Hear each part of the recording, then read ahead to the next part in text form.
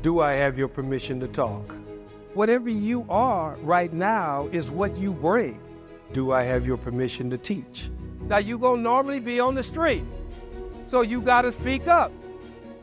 That's why you out there, to really get your tone in difference. Do I have your permission to reach? When you look at what happens in the streets, and you look at what happens in our community, people are always looking for somebody to inspire, and those are the people who talk the truth. We had gangs out there that were fractions fighting each other. Kill was able to take the most notorious gang members in LA, bring them right here to this building. What this program does is save lives.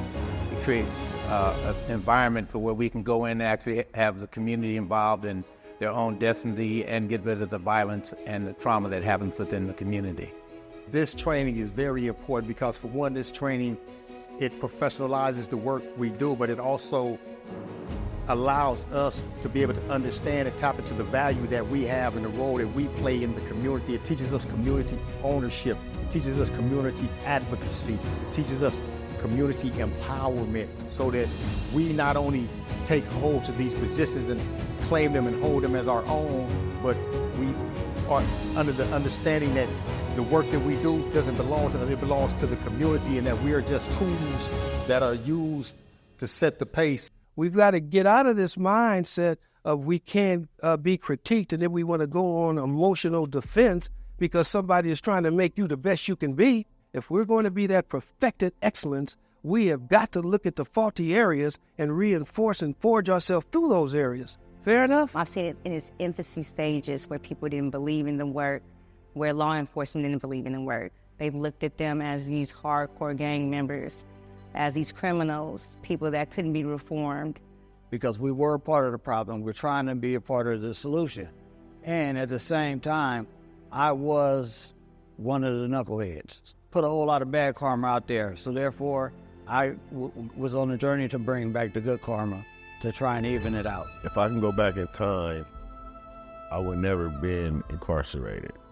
I had to look at a call-out sheet every day, and now have a personal transformation, and PCITI have given me ability to live. I always look at the first day, everybody's real guarded, and by the time we get through the 2, 3, 5-day training, they're open up, and that transformation is what really motivates me to keep putting my time in, because I see a person that was been totally withdrawn.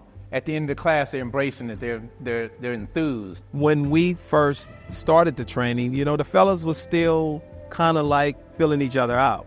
These brothers are from different neighborhoods, rival gang neighborhoods. Some of them still had beef with each other that they had not resolved. And the PCITI training compelled them to come together and to work together, to problem solve, to eat together, and to just let their guards down. You don't step into PCITI training coming out the same person you were either 2 or 3 days prior when you first started. This is because of the different engagement that you go through, the different development skill sets that you learn. Once you do that, you're able to go back into your communities and then institute that same change. PCITI put you in position to be responsible for your community, put you in position to just be a stand-up individual.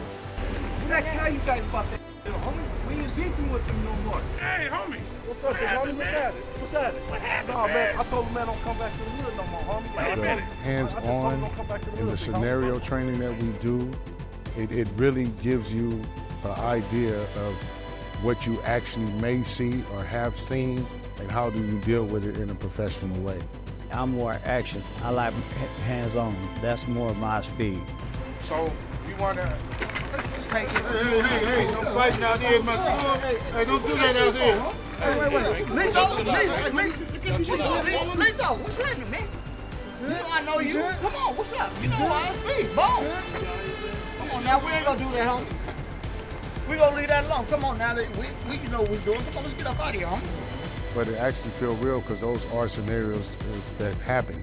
To be taught how to do it correctly is a huge help. We have our own experience of how we want to deal with things, and then when it's put in the proper perspective, it makes a lot more sense and it makes it a lot easier. When we come in, we're not policemen, we're peacekeepers. We come in and try to bring 2 different fractions of parties together and try to resolve it versus going in with a heavy hand with the guns and the police coming in and making arrests. It's a way to do it safely, and it's a way to do it that's impactful. And with the stuff that is being taught through PCITI and the BUILD program, it makes it more available, it makes it more realistic, and it makes it durable. I'm hoping that this work will be taken up by all, not just my community, but my community will be an example of what an individual like me can do inside of my community and have an impact for others to do in their communities.